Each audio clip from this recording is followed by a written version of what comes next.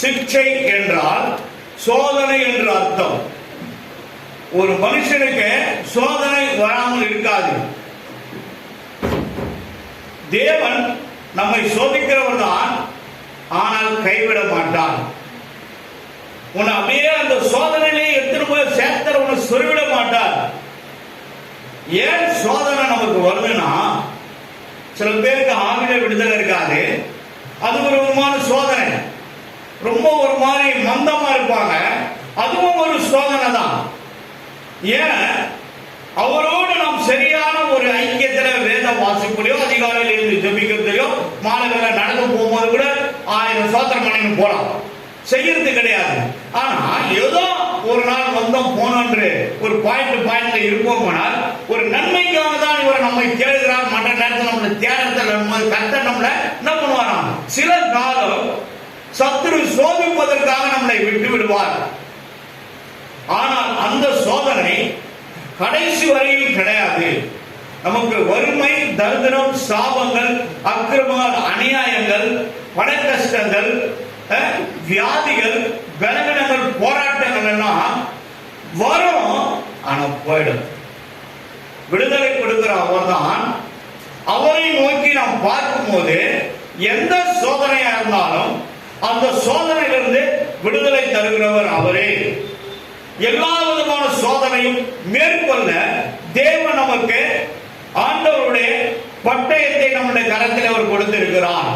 இந்த பட்டயத்தை எடுத்து 10 அதிகாரம் வாசிப்பாயானால் உனக்கு நிற்கின்ற விரோதமான நிற்கிற எல்லா கிரியைகளும் எரிந்து விலகி ஓடிவிடும்.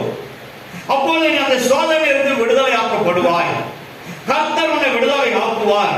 அவரை தேடும் போதே தேவன் தேடுகிற ஒரே இமை பொழுதுல விடுதலை ஆக்குறவர். அவரை துதிக்கும் போது விடுதலை செய்கிறவர். அவரை ஆராதிக்கும் போது அவர் உன்னை விடுதலை செய்கிறவர். சோதனையிலே நீ மூழ்கி கொண்டு இருக்க வேண்டும் என்று அவருடைய விருப்பம் அல்ல. அப்படியாய் அவர் சோதிக்கிறவரும் அல்ல. வாழ்நாளுக்குள்ளா நீ ஒருமையிலே, தரித்திரத்திலே, சாபத்தில் இருந்து கொண்டுதான் மூழ்கி இருக்க வேண்டும் என்று தேவன் விரும்புவதும் கிடையாது.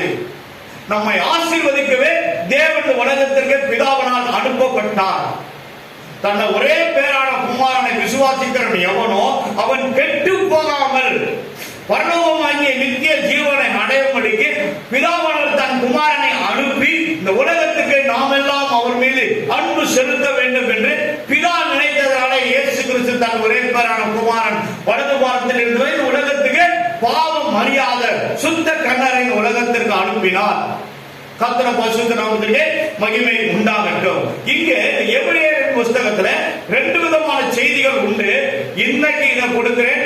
அடுத்த வாரம் நம்ம கிதியோன் பைபிள் இன்டர்நேஷனல் சொசைட்டி வராங்க. போன மாதத்தை எடுத்த ஐயா நான் மன்னிச்சிங்க, சாரி ஐயா, அடுத்த மாதம் நாங்கள் கண்டிப்பா வந்துடுறோம். ஒருத்தரை நியமனம் பண்ணோம், எனக்கு இடம் தெரியாது வந்துட்டு போயிட்டு இருக்காரு. சுவிட்ச் ஆஃப் பண்ணிட்டு போனாங்க நான் எடுத்துட்டு வர மாட்டேன். சில பேர் பைபிள்லாம் பரிசீலனை பண்ணும்போது கூட போன் என்ன பண்ணுவாங்க, அப்படியே சைலன்சர் வச்சு மேலே வச்சுக்குவாங்க, பைபிள் மேலே வச்சுக்குவாங்க. ஐ எம் நாட் அக்செப்டட், ஒத்துவே மாட்டேன். ஏனென்றால் இது ஆண்டவரால் கொடுக்கப்பட்ட வார்த்தைகளோட வாயிலிருந்து வெளியே வந்தவைகள். இதை நம்ம எவ்வளவு பரிசுத்தம், உண்மை, நேர்மை, இது சுத்தம் என்று நினைக்கிறோமோ அவ்வளவு நம்ம இடத்துல இது சுத்தமாக பேசும், நம்மோடு பயணிக்கும், நம்மளோட சொல்லும். உள்ள வார்த்தைகள் வெளியே வரும், அனைவருக்கு புரோஜனமா இருக்கும்.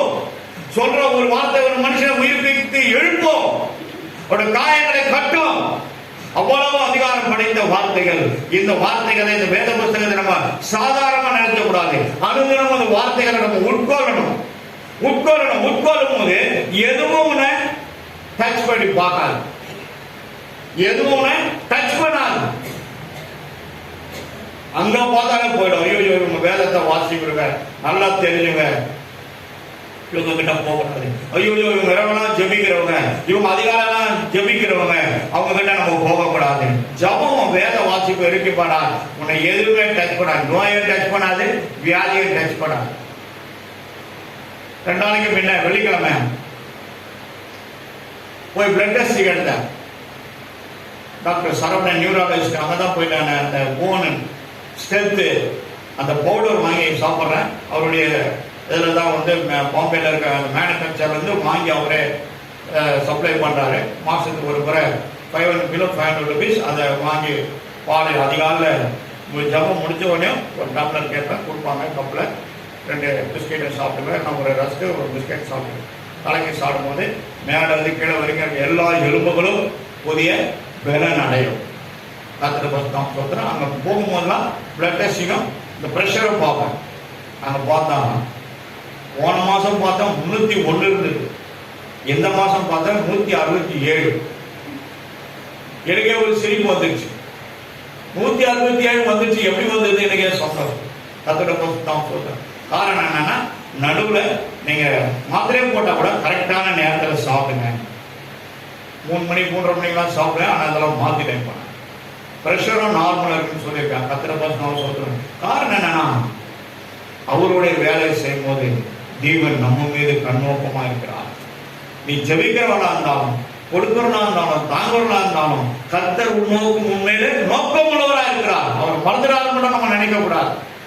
அவர் ஒரு நாள் நம்ம கைவிடுவரும் அல்ல, நம்மளை வெட்கப்படுத்துறவரும் அல்ல, நம்மளை கீழே தள்ளுறவரும் கிடையாது. கீழே விழுந்துக்கிறது எழுப்பி கால் ஊண்டி நின்றார்கள் என்று சங்கீதம் 20 அதிகாரத்தில் நம்ம வாசிக்கிற 8ஆம் வசனத்தில். அப்போ தேவன் நம்ம மீது ஒரு காரியத்திலும் உண்மை உள்ளவராக இருக்கிறார்.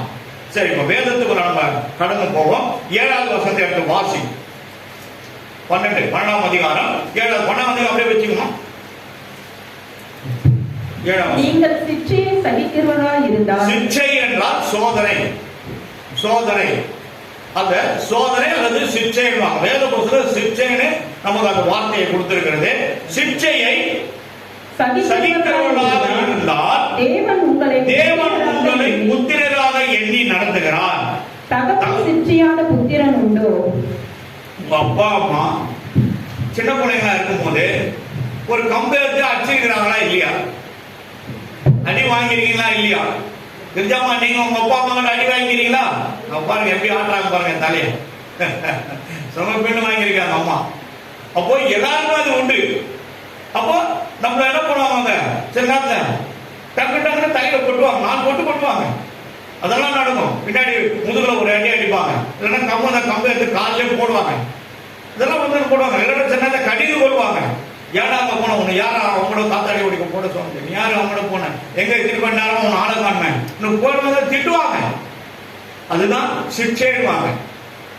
அப்போ இந்த சோதனைய சிக்ஷையை நம்ம ஏன் வருதுன்னா, நம்ம சரியா இல்லாத போது நமக்கு வந்து சேர்ந்து கொண்டு வீட்டை கொண்டு நம்ம அங்க இங்க ஓடினா வீட்டுல இருந்து திட்டுவாங்களா, தேடுவாங்களா?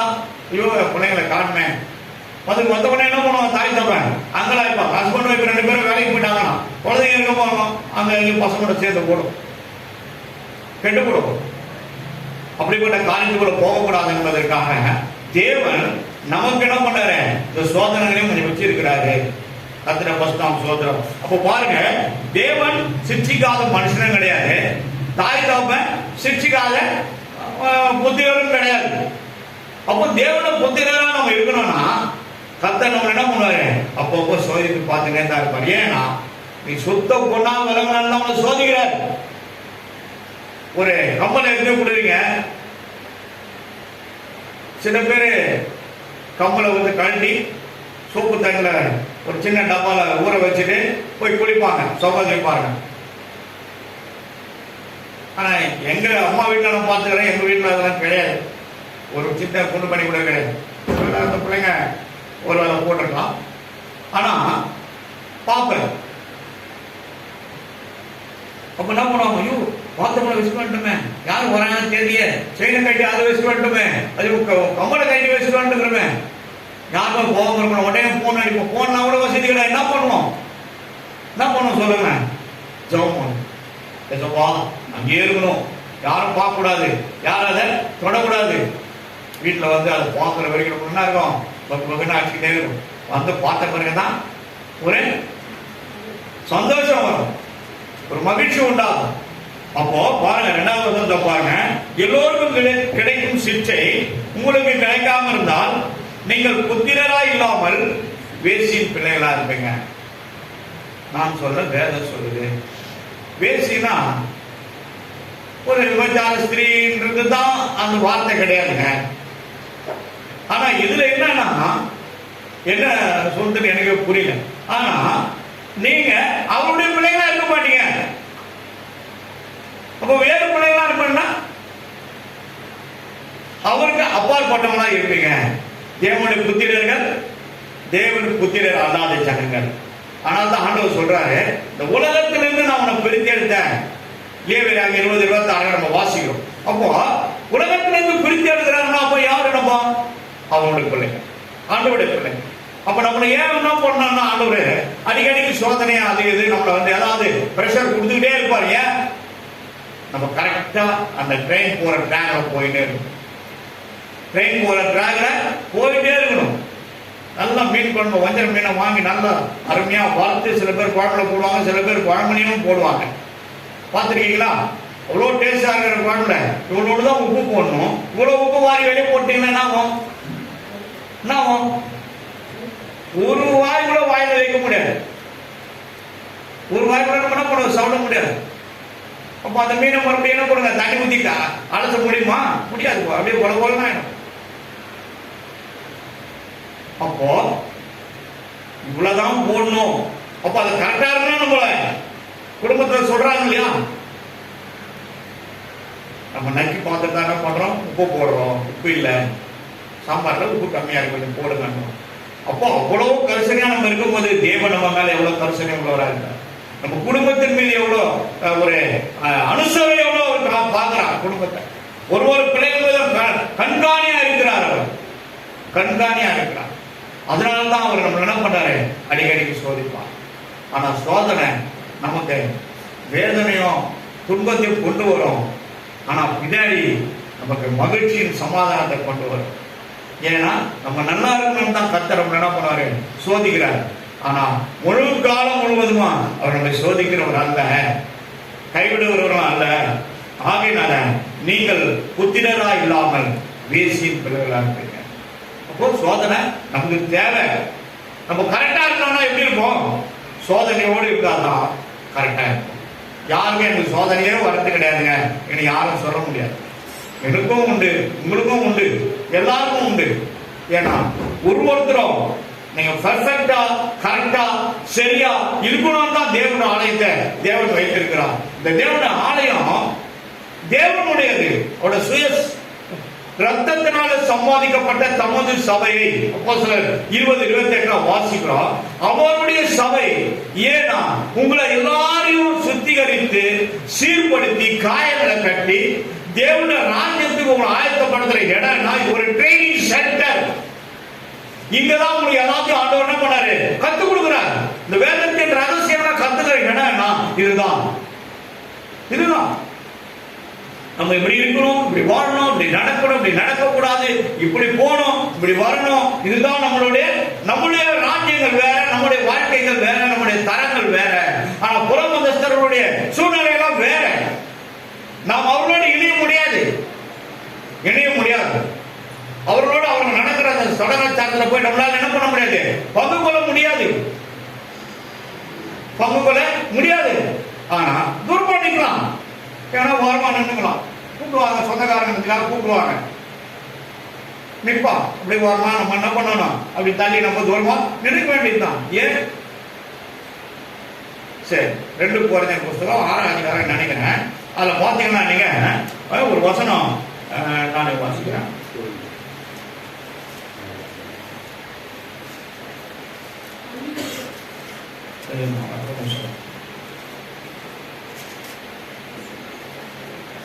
ரெண்டு கொரிந்தியர்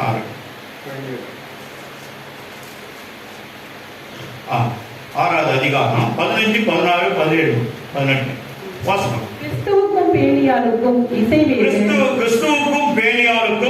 இசைவேது, அவிசுவாசிகளுக்கும் விசுவாசிகளுக்கும் பங்கேது, தேவனுடைய ஆலயத்துக்கும் விக்கிரகங்களுக்கும் பங்கேது. சம்பந்தம் ஏது? நான் அவர்களுக்குள்ளே வாசம் பண்ணி அவர்களுக்குள்ளே உலாவி அவர்கள் தேவனாய் இருப்பேன், அவர்கள் ஜனங்களாய் இருப்பார்கள் என்று தேவன் சொன்னபடி நீங்கள் ஜீவனுள்ள தேவனுடைய ஆலயமாய் இருக்கிறீர்கள். யாரு சொல்றாரு? நம்மளதான் சொல்றாரு. நீங்கள் ஜீவன் உள்ள தேவனுடைய ஆலயமாய் இருப்பீர்கள். 17-18 படிக்கும். ஆனபடியால் நீங்கள் அவர்கள் நடுவிலிருந்து புறப்பட்டு. யாரு நடுவுல? யாரு நடுவுல? உலகத்தார் ஜனங்கள் நடுவுல இருந்து புறப்பட்டு பிரிந்து போய் அசுத்தமானதை தொடாமல் இருங்கள். எப்படி இருப்பாங்க? நம்ம அப்படி இருக்க முடியாது. இப்படிதான் இருக்கணும், இப்படிதான் வாழணும், இப்படிதான் நடக்கணும். இது நம்மளோட ரூட்டே தனி, வித்தியாசமானது. ஏன்னா நம்ம யாரை தொழுது கொள்கிறோம்? பரிசுத்த தேவனை தொழுது கொள்கிறோம். அப்போ பரிசுத்த தேவன் நம்ம எப்படி பார்க்கணும்னு நினைக்கிறாரு? பரிசுத்தமா நம்ம பார்க்கணும்னு நினைக்கிறாரு. பரிசுத்த ஜீவியத்தில் இருக்கணும்னு நினைக்கிறாரு. சுத்தம் உள்ளவனுக்கு எல்லாமே சுத்தமா தான் இருக்கும். ஒரு மனுஷனுக்கு 2 இருதயம் கிடையாதுங்க. இஷ்டம் போல மாத்தி கொள்றதுக்கு கர்த்தர் ஒரே ஒரு இருதயத்தை கொடுத்திருக்கார். அந்த இருதயம் சுத்த உள்ளவராய் காணப்பட வேண்டும் தான் தேவன் நம்மளை விரும்புகிறார். அதுக்காக தான் நம்மளை என்ன பண்ணது? உச்சந்தளத்து உள்ள கால் வரை சுத்த உள்ளவராய் மாற்றி இருக்கிறார். இன்னைக்கு தேவனுடைய திருப்பாந்தியில இருக்கிறதுனால நீ சுத்தம் உள்ளவனாய் இருக்கணும் தான் தேவன் இன்னைக்கு உனக்கு சுத்த பொண்ணால் விளங்க முடியாதுதான் சிச்சையை நமக்கு அவர் தருகிறார். 18 வாசிக்கும். அப்பொழுது நான் உங்களை ஏற்றுக்கொண்டு. பாருங்க, நீங்க சுத்தமா ஆயிட்டீங்கன்னா, பிரித்தெடுக்க மாட்டோம்னா, அதை தொடாம இருந்தீங்கன்னா, ஆண்டவர் சொல்ற பிரித்தெடுக்கப்பட்ட மக்களா இருந்தீங்கன்னா, அப்பொழுது நான் உங்களை ஏற்றுக்கொண்டு உங்களுக்கு பிதாவாய் இருப்பேன். உங்களுக்கு பிதாவாய் நான் இருப்பேன். நீங்கள் எனக்கு குமாரரும் குமாரத்தியுமாய் இருப்பீர்கள் என்று சர்வ வல்லமையுள்ள கர்த்தர் சொல்கிறார். கர்த்தர் பரிசுத்த நாமத்துக்கு மகிமை உண்டாகட்டும். மற்றவங்க போய் நம்ம இதை பேசி வாக்குவாதம் பண்ண முடியாது. ஆனா நம்ம எல்லாம் அதுலதான் வெளியே வந்திருக்கிறோம். ஏன்னா கர்த்தர் நம்மை தெரிந்து கொண்டால், முன்குறித்தால், பிரித்தெடுத்தார். ஆனா பிரித்தெடுத்ததை மறுபடியும் நம்ம என்ன பண்ணக்கூடாது? அசுத்தத்துக்குள்ள போகக்கூடாது என்று தேவன் விரும்புகிறார். நம்மை பிரித்தெடுத்தார். பிரித்தெடுத்த கூட்டத்தில் நாம் இருப்போம். தேவன் பரிசுத்தரா இருந்தது போல இந்த பரிசுத்த கூட்டத்துக்குள்ள இருப்போம். நம்ம பரிசுத்த கூட்டத்துக்குள்ள இருப்போம். நம்ம ஆனா எந்த மக்களுக்குள்ள இருக்கிறோம்? நம்ம ரிலேட்டிவ்ஸ் எல்லாம் இருக்கிறாங்க. அதனால இப்ப ஒரு வீட்டுல ஒரு அம்மா இறந்துட்டாங்கன்னா, அந்த ஐயாவுக்கு ஒரு ஐயாவை இறந்துட்டாங்கன்னா அந்த அம்மாவுக்கு நிறைய சடங்காச்சாரம் பண்ணுவாங்க. நானா இருந்தா என்ன பண்ணுவேன்? இன்னைக்கு நைட்டு அந்த ப்ரோக்ராம் வந்தா மதியானத்துல போயிட்டு அவங்களுக்கு என்ன செய்யணுமோ அவங்ககிட்ட ஒரு புடவைய காசு கையில கொடுத்துட்டு வந்துட்டே இருக்கலாம். அதான் செய்ய முடியும். பெருந்தன்மையா நம்ம என்ன பண்ணோம்? அங்க இருந்து என்ன பண்ணோம்? விலகி வெளியே வரத்தான் பார்க்கணும். ஏன்னா நமக்கு அதுக்கு சம்மதம் கிடையாது. இங்க ஒரு வீட்டுல ஒரு அம்மா அவங்க குழந்தைக்கு ஏதோ அந்த தம்பிக்கு கல்யாணம், அந்த பக்கத்து இருக்கிறோம். இந்த வீட்டுக்கு அடுத்த கல்யாணம் திருமணத்துக்கு என்ன பண்ணாங்க? அவங்க எல்லாம் ரெடி ஆகி வேன்ல ஏறுறாங்க. நான் என்ன பண்ணேன்? வீட்டுக்காரமா போயிட்டு கவர்ல ஒரு 500 ரூபா போட்டு நம்ம நிர்ணயித்து கொடுத்தாங்களே, இங்கே ஊர்ல நடக்குது, கோயிலில் நடக்குது அந்த திருமணம். நம்ம அங்கே போக முடியாது, வீட்டில் இருந்து கொடுத்துட்டு வாங்க. அவங்க என்ன பண்ணாங்கன்னா, இருக்கிற அந்த படத்தினுடைய பக்கத்தில் ஒரு காமாட்சம்மா வளர்த்து வச்சு லைட் அதை கொளுத்தி எல்லாம் வச்சுட்டு போயிருக்காங்க. என்ன பண்ணுறாங்க? இங்கே எடுத்துன்னு போயிட்டு என்ன பண்ணாங்க? அந்த காசை அப்பா நீங்கள் என்னப்பா ஃபஸ்ட்டு கொடுத்துருக்கீங்க என்று சொல்லி சரிம்மான்ட்டு நான் அவங்கள்ட்ட கொடுத்து சரிம்மா வரமா எல்லாம் நான் சமாதானமாக நடக்கட்டமான்ட்டு வந்துட்டேன். அதை எடுத்து போய்ட்டு அங்கே வச்சாங்க பாருங்க. அந்த திரி எரிஞ்சி அப்படியே கடைசி வரைக்கும் வந்து பாருங்க. வரும்போது அது எப்படி அது புரிஞ்சு திரும்பிச்சுன்னு தெரியல. அந்த வழக்கும் கீழே ஊந்துட்டு அந்த திரியும் நான் கொடுத்த கவரில் போட்டு அந்த 500 ரூபாவும் எழுதி போச்சு. அப்போ நீங்க என்ன நினைப்பீங்க?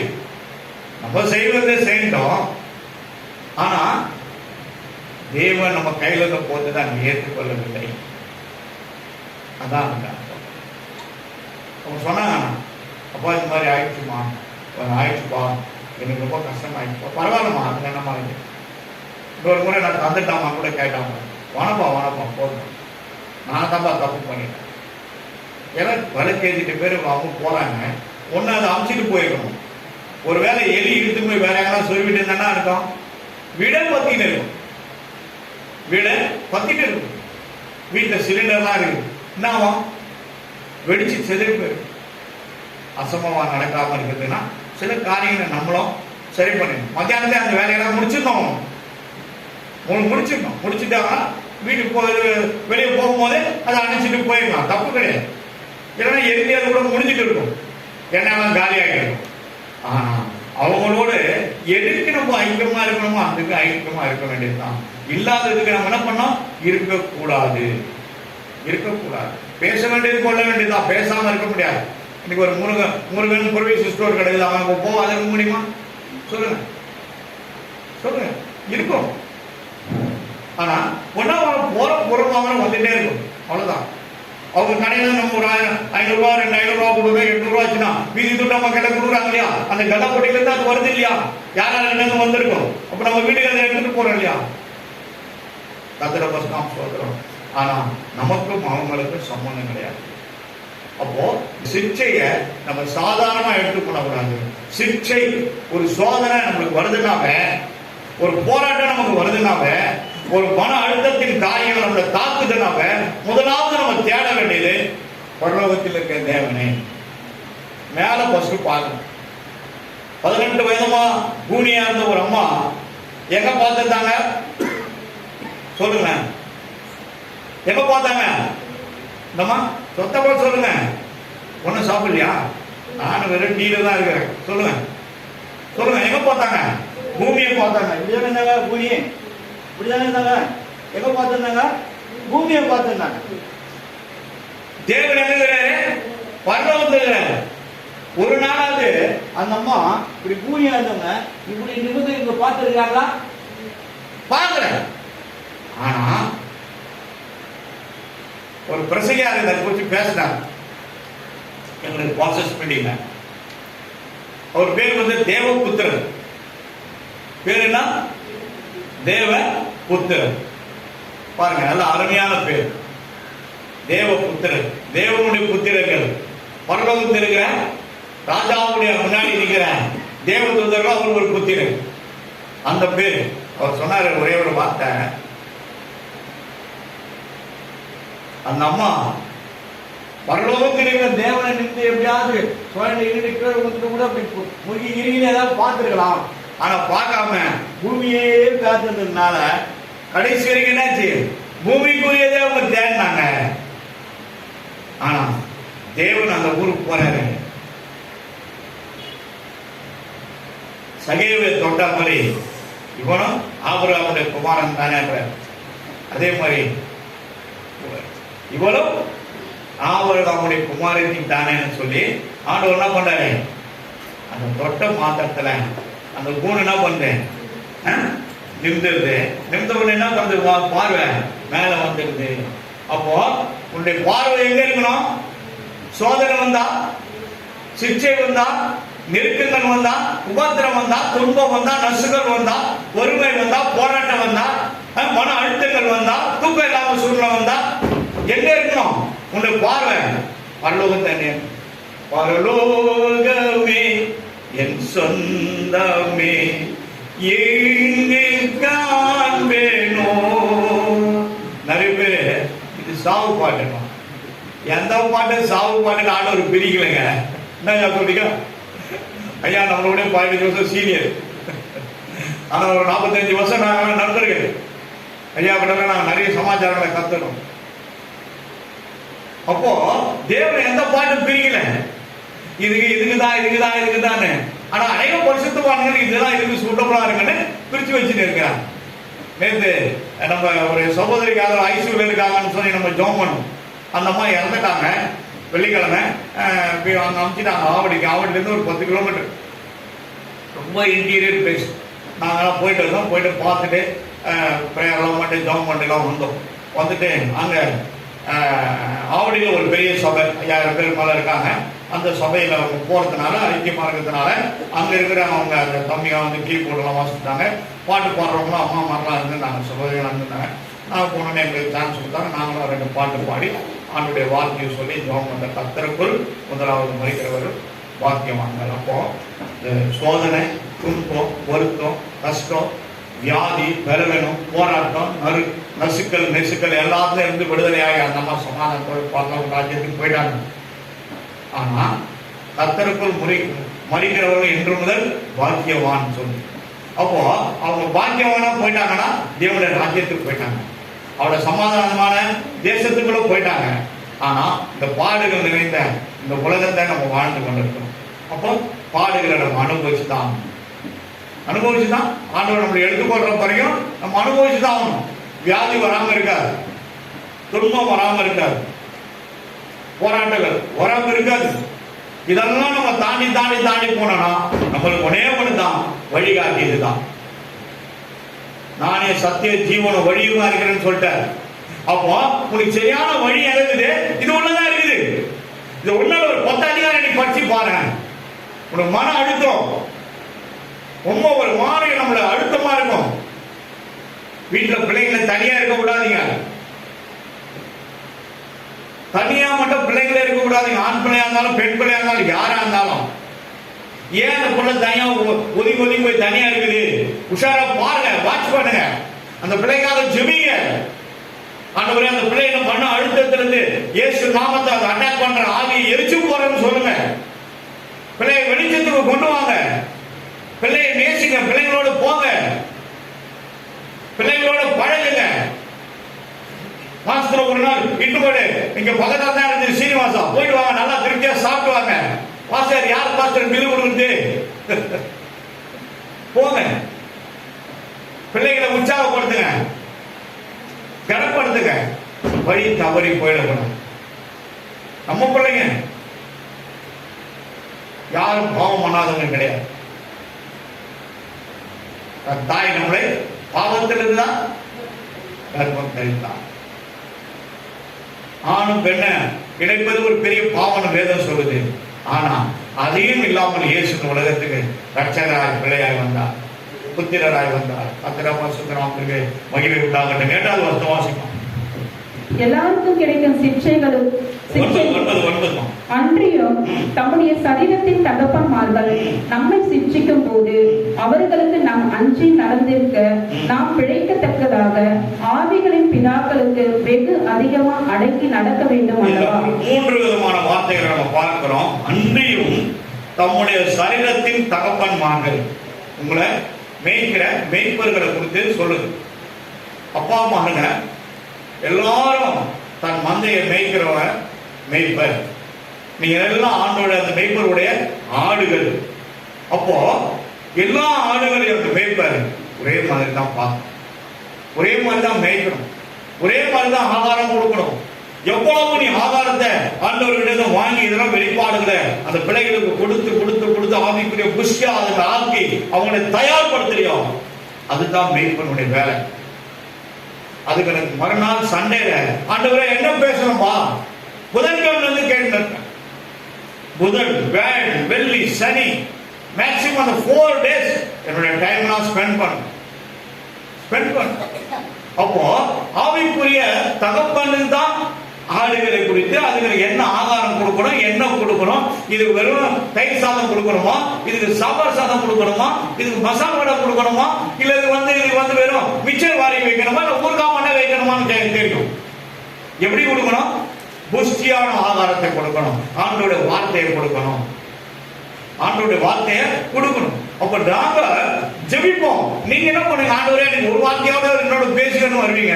நாங்க சொல்லுவோம், ஆண்டவரே எல்லா பிள்ளைகளோட பேசுங்கப்பா, உங்க வார்த்தை எல்லா பிள்ளைகளுக்கும் ரீச் ஆகட்டும், எல்லா பிள்ளைகளும் வார்த்தைகளை அவங்க எழுப்பட்டும், எல்லா பிள்ளைகளும் சுகப்படுத்தட்டும், விடுதலை ஆகட்டும். பிள்ளைகளை இன்னும் ஒரு படி இன்னும் ஆவிக்குரிய ஜீவிதத்தை மேல போட்ட ஆண்டவரே, பிள்ளைகள் ஆசீர்வதிக்கும் வசனங்கள் அவரை ஆற்றி தேர்க்கட்டும், பலப்படுத்தட்டும், சகாயம் செய்யட்டும் கேட்போம். கர்த்தர் பரிசுத்த நாமத்துக்கு மகிமை உண்டாகட்டும். அப்ப உங்களை நடத்துகிற ஆவியின் பிதா யாருன்னா ஆவிக்குரிய தகப்பன் தான் ஒரு பிதா. ஆவிக்குரிய தகப்பன் தான் ஆவிக்குரிய பிதா. அப்போ தேவன் தான் உங்களை என்ன பண்ணாரு, உங்களுக்கு ஒரு ரெப்ரசன்டேட்டிவ் வைத்திருக்கிறார், அவர் தான் மேய்ப்பர். அப்போ அந்த பாருங்க, உங்களை அவர்களுக்கு நீங்க அங்கேயே நடந்திருக்க. யாருக்கு? நம்முடைய சரீரத்தை தாய் தகப்பன் தான் நம்மளை ஆளுகை செய்யறாங்க. அவர்களுக்கு நம்ம எவ்வளவு அங்கே நடக்கிறோமோ அதே போல நாம் பிழைத்திருக்க நம்முடைய ஜீவன் பிழைத்திருக்க ஆலயத்துல வாரம் ஓடுறோம், ஆண்டோட சத்தியத்தை கேட்கிறோம். அது நமக்கு ஆகாரமா இருந்து நம்ம ஆவி ஆத்மா சரீரத்தை புஷ்டி ஆகுது, நம்மோட பேசுது, நம்ம ஆவியை ஒரு விஷயம் கூட தட்டி வார்த்தையாக எழுப்புது, உயிர்ப்பிக்குது, விடுதலை ஆக்குது. அப்போ ஆவின் பிதாவுக்கு வெகு அதிகமாய் நீங்கள் அடங்கி நடக்க வேண்டும் அல்லவா? ஆவின் பிதா உங்களுடைய சபையினுடைய அந்தந்த சபையினுடைய மேய்ப்பர்கள். அவருக்கு அடங்கி நடக்கணும்னா என்ன சொல்றது கேட்டு நீங்க அந்த வார்த்தைக்கு நீங்க கூட ஆதாரத்தை உட்கொண்டு கீழ்ப்படித்தாலும் போதும். இங்க ஒரே ஒரு வார்த்தை வாசிக்கிறேன். யூதாவின் புஸ்தகம் வெளிப்படுத்துறதுக்கு முன்னாடி இருக்கும்.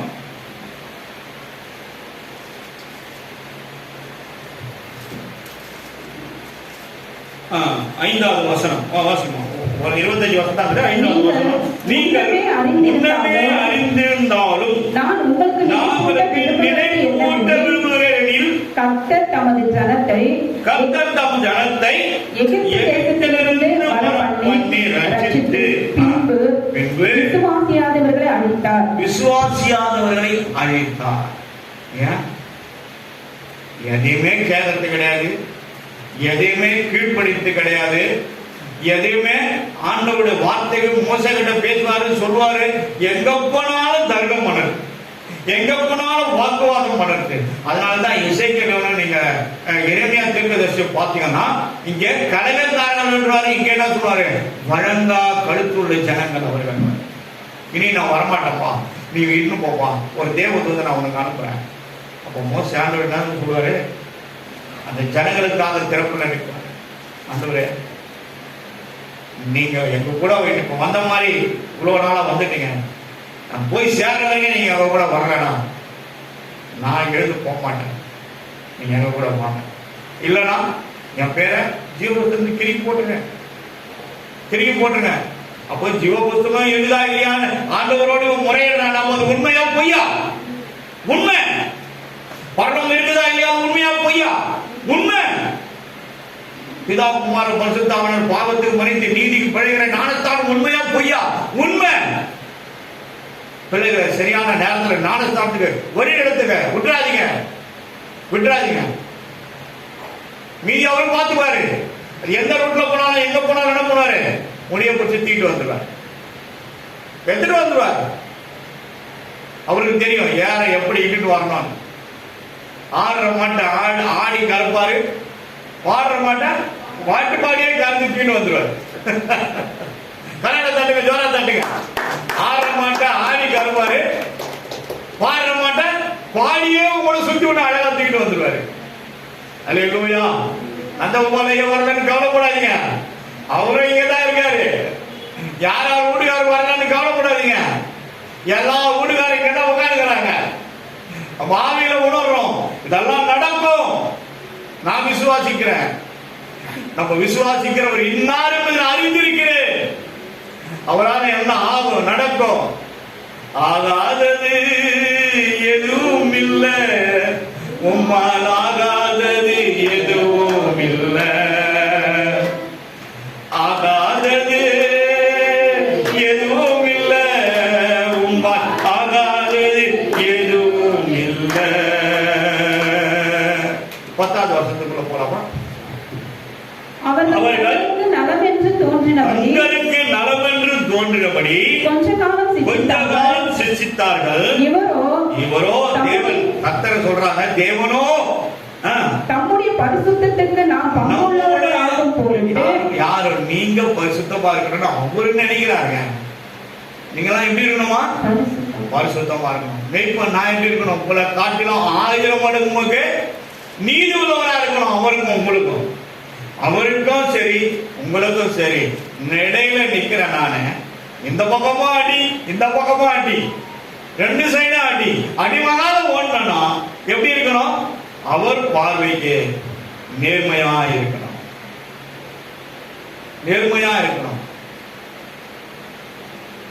நேர்மையாய் நடந்தவர்கள் சமாதானத்துக்குள் பிரவேசித்தார்கள்.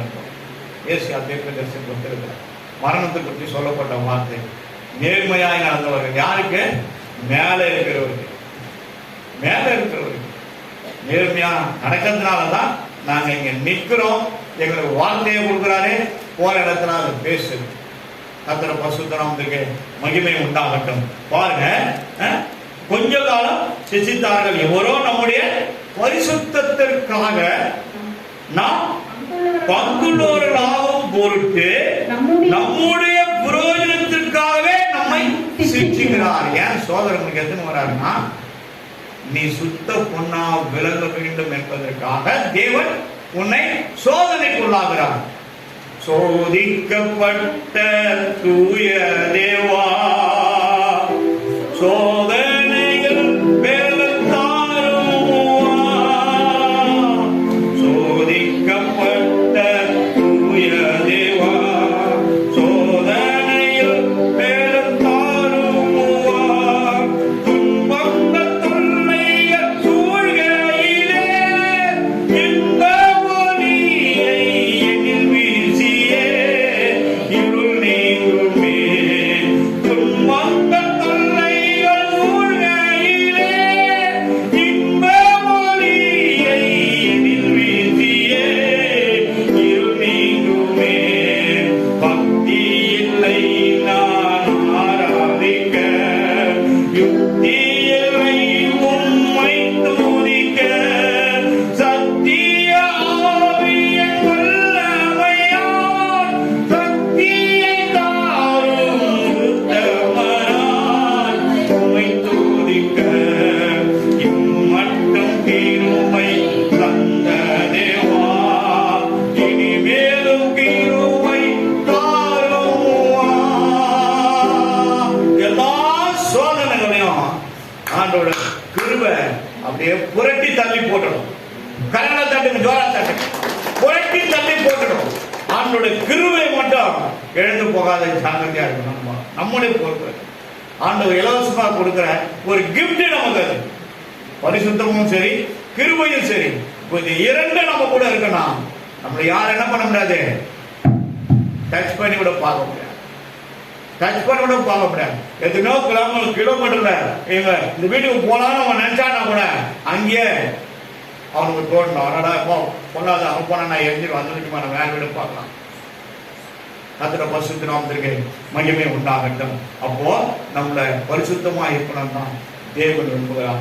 பரிசுத்த பந்தியில நம்ம கையை வைக்க போறோம். நம்ம கை எப்படி இருக்கணும், சுத்தமா இருக்க வேண்டும். நம்முடைய எண்ணம், சிந்தை, ஆவி, ஆத்மா, சரீரம் சுத்தமா இருக்கணும். ஆண்டவரே, இன்னைக்கு நான் அதை கையை வைக்க என்னை பரிசுத்தப்படுத்துங்க ஆண்டவரே, என்னை சுத்தப்படுத்துங்க ஆண்டவரே. எனக்குள்ள இருக்கிற பாவங்கள், மிருதல்கள், தெரிந்தோ தெரியாமலோ, அக்கிரமங்கள், அநியாயங்கள் எல்லாவற்றையும் உங்க ரத்தத்தினால கழுவி என்னை பரிசுத்தப்படுத்தி என்னை அதுக்குள்ள கை வைத்து அதை நாங்கள் உட்கொள்ள கர்த்தர் எங்களுக்கு கிருபை செய்யுங்கன்னு சொல்லி அவரிடத்துல கேளுங்க. மன்னிப்பின் கிருபையை கேளுங்க. கண்டிப்பா கர்த்தர் தருவார். அவர் உன்னை மன்னிக்கிறவர், உன் காயங்களை கட்டுகிறவர், உன்னை எழுப்பி நிற்க வைக்கிற எழுத்தலைமுறை முன்னாள் உன்னை எழுப்பி நிற்க வைத்து உன்னை அழகு பார்க்கிற தேவன் அவர். ஒரு நாள் அவர் உன்னை கைவிட மாட்டார். அவர் நாமும் என்னைக்கு தூசிக்கப்படுகிறதோ அன்னைக்கு தான் கர்த்தர் உன்னை கைவிடுவார். நல்லா கவனித்து இந்த வார்த்தைகளை மைண்ட்ல வச்சுங்க. அவருடைய நாமும் தூஷிக்கிற அளவுக்கு நாம் என்னைக்கு நடக்க ஆரம்பிக்கிறோமோ அன்னைக்கே கர்த்தர் நம்மளை கைவிட்டுருவார். கைவிட்டு என்ன பண்ணுவாரு? 1 கொரிந்தியர் 5ஆம் அதிகாரம் 5வது வசனத்தை வாசி. அப்படிப்பட்டவனுடைய ஆவி கர்த்தராகிய இயேசு கிறிஸ்துவின் நாளிலே, இப்படிப்பட்ட ஆண்டவருடைய நாமத்தை தூஷிக்கிறவன் எவனா இருந்தாலும் சரி, யாரா இருந்தாலும், ஆணா இருந்தாலும், பெண்ணா இருந்தாலும், ஊழியக்காரனா இருந்தாலும் சரி, யாரா இருந்தாலும், what ever may be any person, very ரொம்ப ரிச் பர்சனா இருக்கலாம் அல்லது லோயஸ்ட் கிரேடா இருக்கலாம், எப்படி இருக்கலாம், மிடில் ஸ்டேஜ்ல இருக்கலாம், எங்க வேணா இருக்கலாம், யாரா இருந்தாலும் பரலோகத்தில் இருக்க தேவன் நம்மை பரிசுத்தமாய் நடத்த முடியாதான் விரும்புகிறான். ஆனா அதை விட்டுட்டு நம்ம அவருடைய நாமம் தூஷிக்கிற அளவுக்கு பாவத்தில் நம்ம விழுந்து புரண்டு கிடப்போமானால் நம்ம அவர் என்ன பண்ணுவாரா?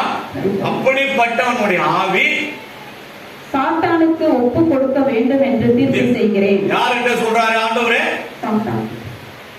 சாத்தானே வாப்பா, இங்க என்கிட்ட ஒருத்தரு இந்தப்பா அவரு கையை பிடிப்பா, டேக் ஓவர் பண்ணிப்பா, இவருக்கு டிக்கெட் போட்டாச்சு, எந்த வண்டினாலும் ஏந்திக்கோ, ஃபர்ஸ்ட் கிளாஸ்ல போயிடு, நேரா காஷ்மீர் பார்டர்ல இருந்து இறக்கி விட்டு வந்துரு, எல்லாம் பாக்கெட்ல துபாய்க்கு வச்சு சுத்திருக்கிறீங்களா?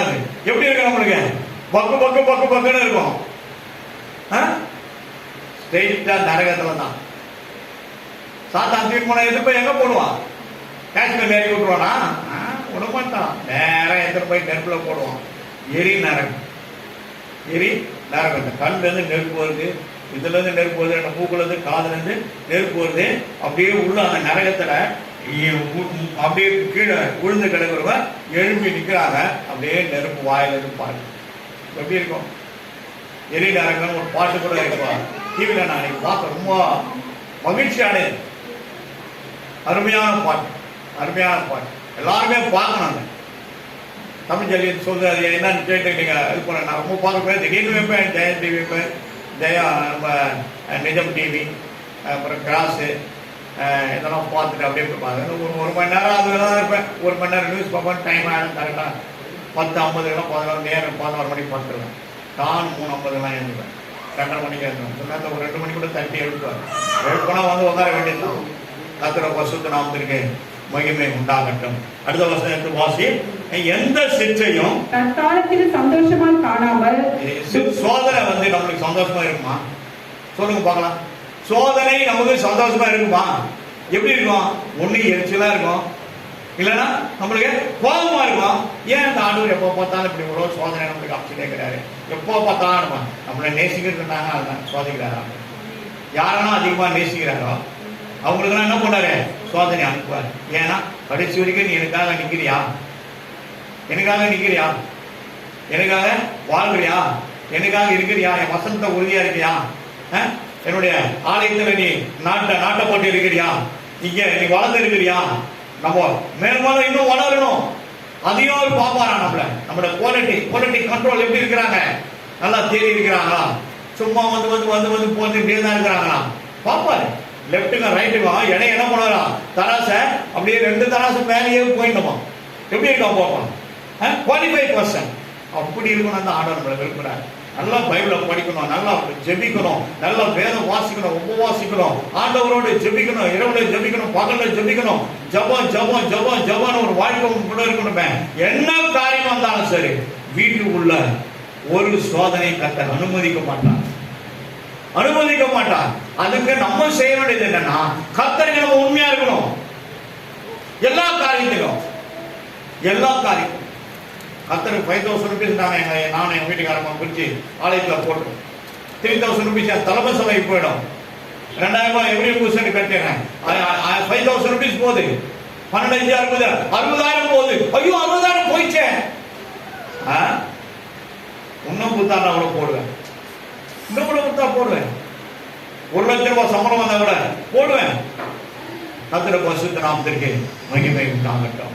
அவர் மகிமை உள்ள தேவன். அவர் ராஜாதி ராஜா, கர்த்தாதி கர்த்தா. எங்களை ஆசீர்வதித்தவர். எங்களை ஆசீர்வதித்து ஒரு நயா பைசா வழியிலாத நானே மீன்பாடி வந்து சேர்ந்தங்க. ஆனா இவ்வளவாய் என் தேவன் தலைகளை உயர்த்தி என்னை நிமிர வைத்திருக்க தேவன் கண்டிப்பா உங்களுக்கும் செய்வார். யாரெல்லாம் நான் ஒண்ணு இல்லைன்னு சொல்லாதீங்க. இயேசு உங்க கூட இருக்கிறார். இயேசு ஒருத்தர் தான் போதுங்க. எல்லா ஆசீர்வாதத்தையும் பெற்றுக்கொள்ள முடியுங்க. ஆசீர்வதிக்கிறது யாருங்க? தேவன்.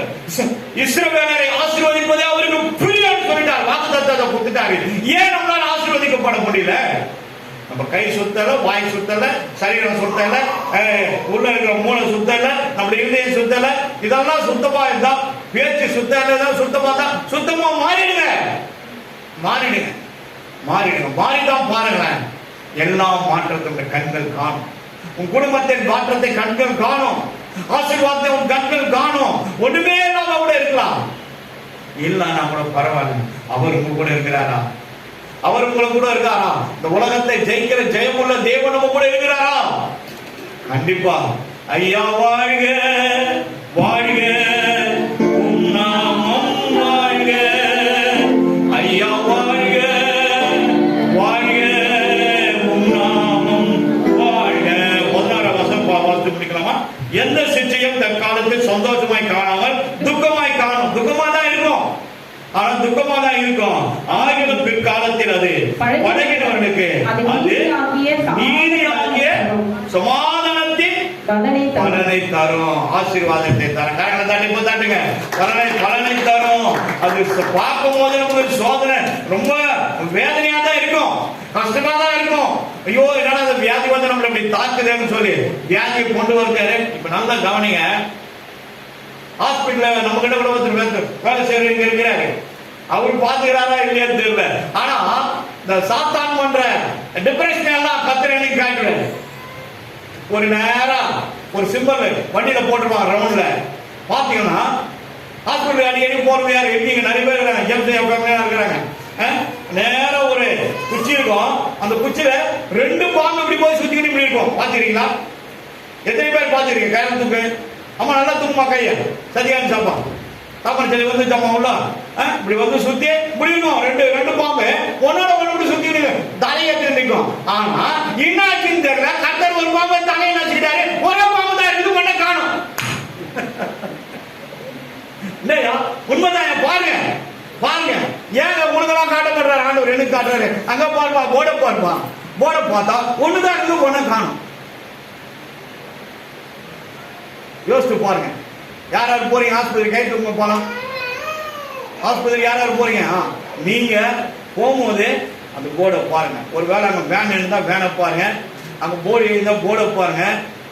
இன்னும் வந்து ஹாஸ்பிட்டல் போர்டு எழுதிருக்காங்களே, அதுல ஒரு ரவுண்டு போட்டு ஒரு குச்சி வச்சு அதுல 2 பாம்பு அப்படி வந்து நின்னுக்கும். அது நின்னுல 2ல ஒண்ணுக்குது, ஒண்ணு காணும். ஆண்டவர் என்ன பண்ணாரு? ஒன்னை எரிச்ச ஆண்டவர் இன்னொரு தலையை நசுக்கி எரிச்சு போட்டு எவ்வளவு நேரம் ஆகும்? அதோட வியாதின்ற காரியம் அழிஞ்சு எரிஞ்சு காலியாயிடும். ஹாஸ்பிட்டல் காலியா போயிடும். கரண்ட்ல தட்டுங்க, வியாதி போய் போச்சுன்னா என்னாச்சு? ஒண்ணும் கிடையாது. கர்த்தர் பரிசுத்த நாமத்துக்கு மகிமை உண்டாகட்டும். ஆண்டவர் பந்திக்குள்ள போக போறோம். நீங்க சொன்னதெல்லாம் கேட்டிருப்பீங்க. நீங்க இருதயத்தில் எடுக்கிற முடிவும் அவரும் தான். நான் இதுல ஒண்ணும் கிடையாது, கொடுக்கதான் எனக்கு அதிகாரம். தம்பி நீ எழுது வெளியே போப்பான்னு சொல்லி எனக்கு அதிகாரம் கிடையாது. ஆகையினால ஆண்டவரிடத்துல நீங்க கேளுங்க. அவர் இரக்கம் உள்ள தேவன். அதில் பழகினவர்களுக்கு, சோதனைகள் பழகினவர்களுக்கு நீதி ஆகிய சமாதானமான பலனை அது தரும். அந்த காரியம் நமக்கு பின்னாடி சமாதானமாய் முடியும். சோதனை சுத்த பொன்னாய் விளங்குவீர்கள் என்று தேவன் விரும்புகிறார். கர்த்தர் பரிசுத்த நாமத்திற்கு மகிமை உண்டாகட்டும். அன்பின் பிதாவே, இந்த வார்த்தைகளை நீங்கள் ஆசீர்வதித்து எங்களை விட்டு கொடுத்தபடினால் உங்களுக்கு ஸ்தோத்திரம். நாங்கள் ஜாக்கிரதையாக இருக்க உங்களுடைய திருவசனத்திலே நாங்கள் நிலை நின்று அதன் வெளிச்சத்திலே நடக்க கர்த்தர் கிருபை பாராட்டுங்க. பிள்ளைகளை ஆசீர்வதிங்க. திருப்பந்திக்கு நாங்கள் கடந்து போக போறோம். கர்த்தர் அதையும் நீங்கள் வந்து தொட்டு பிட்டு காண ஆசீர்வதிங்க. இயேசு நாமத்தில் ஜெபிக்கிறோம் பிதாவே, ஆமென். மத்திய புஸ்தகம் 26வது அதிகாரம் 26, 27, 28. நீங்க